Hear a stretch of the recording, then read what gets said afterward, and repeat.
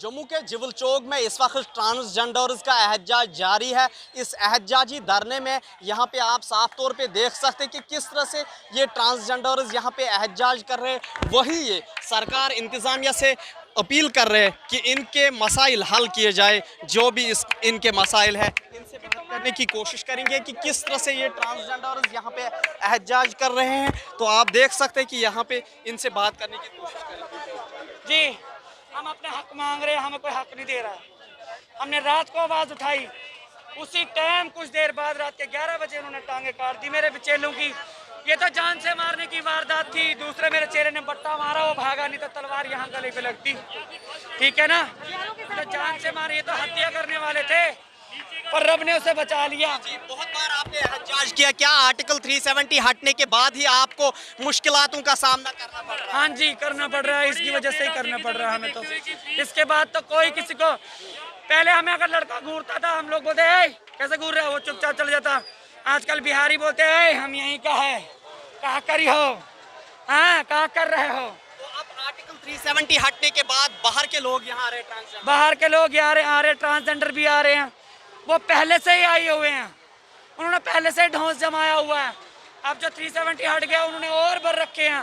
उन्होंने तो आदमी भी ला रखे वहीं के, और वहीं के गुंडा गर्दी मवाली सब भर रखे हैं।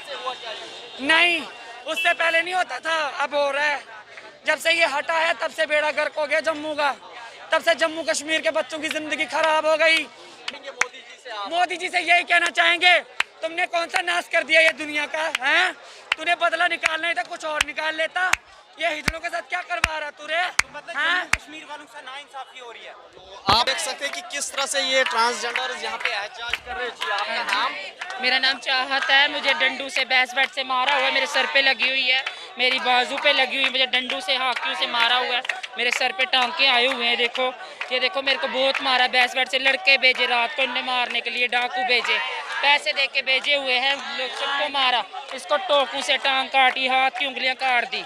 इस मोड़ को एक वहाँ पे हमें पिछली बार भी हुआ, हमने पिछली बार भी रोडों पे निकले, हमें तब भी इंसाफ नहीं मिला, अब भी निकले, अभी भी इंसाफ नहीं मिला।